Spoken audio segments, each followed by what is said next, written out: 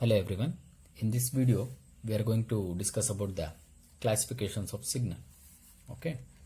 Firstly, we will define signal from our previous video that a signal is a function of one or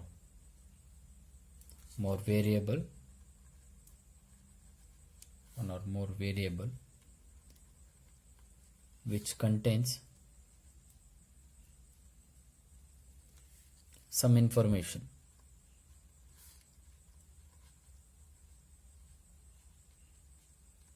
Right? From the previous video we can define a signal is a function of one or more variable which contains some information. Okay. Now this signal or any signal varies with respect to time. Remember, any signal will always varies with respect to time. Okay. Since the signals varies with respect to time, remember whatever the signal that moves is not an independent one, it is always a dependent one and it depends on time. Now we are going to classify the signal. Okay, the signal is broadly classified into two categories. First one is continuous time signal.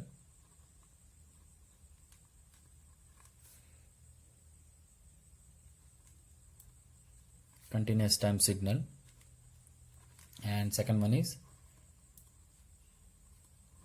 discrete time signal.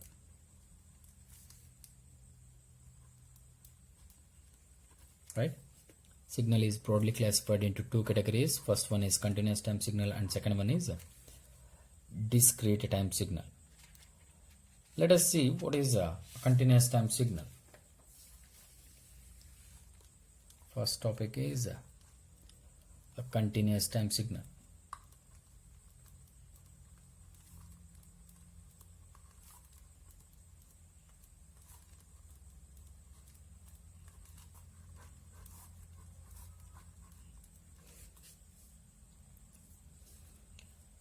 A continuous time signal, it is a signal which is continuous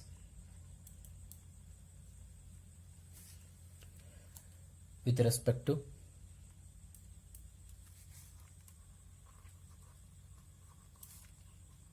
time is called continuous time signal. Okay, a signal which is continuous with respect to time is called continuous time signal, and it is always represented as a CT, continuous time signal, CT. Okay, if you want to draw a graph for the continuous time signal, we can mark it as a, since as we say a signal is always varying with respect to time, x-axis is always time t. At t is equal to 0, we'll be marking the y-axis. Remember, here it would be minus t, plus t to minus t. Signal is varying. Now, if you want to represent a signal,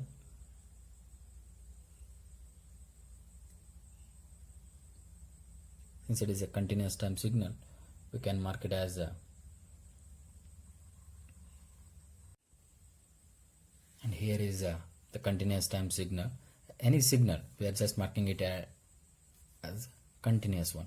Since it is CT, it is continuous with respect to time. It is nowhere missing. Okay, you can see the signal is everywhere with respect to time. It is starting at some point and it is ending at some point. In between there is no loss of signal. You can see it is continuous. If you mark the signal as x of t, x of t is our signal which is continuous with respect to time t. Okay, There is no loss of signal anywhere from starting to the ending. And so it is a continuous time signal. And second one is discrete time signal. Discrete time signal.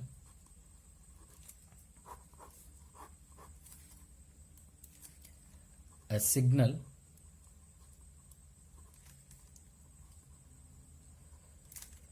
which is discrete with respect to time is called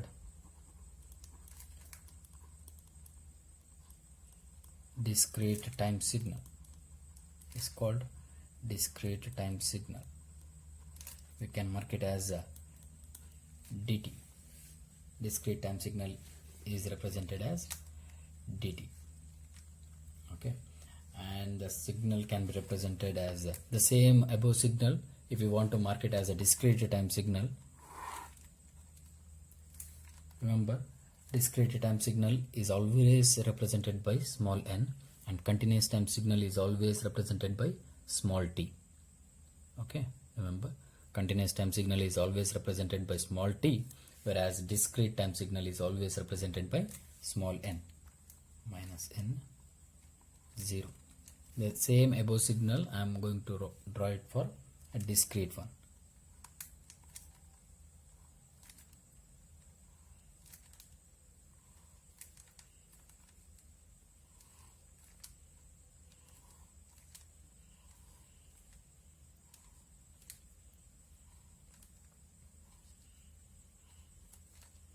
Since it is the y-axis, you can see the same continuous time signal.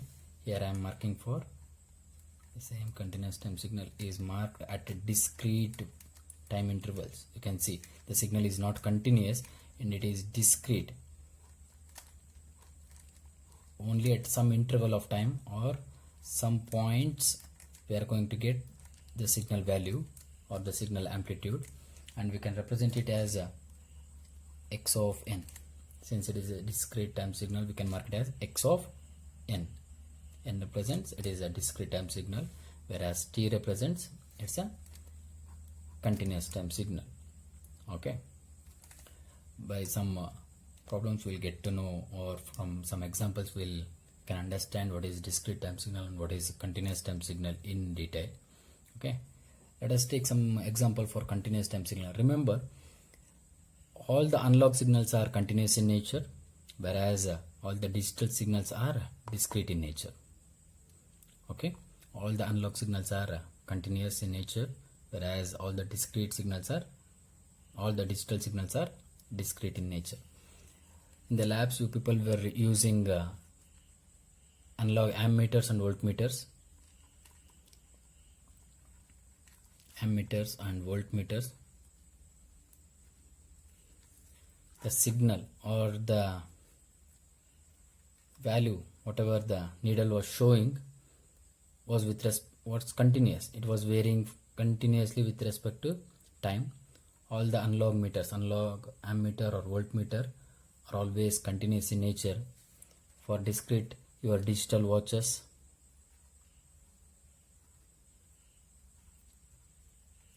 or multimeters. Remember, digital multimeters that you people were using in the laboratories, those were all digits. Digits were varying.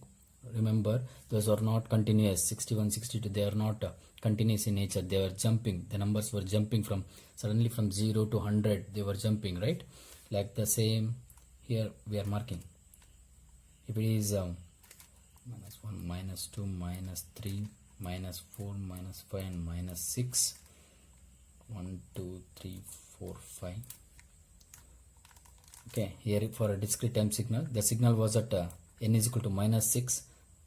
Okay, there is no signal at n is equal to minus 5.5. You can see there is no signal at n is equal to minus 5.5. Suddenly the signal is appearing at minus 5.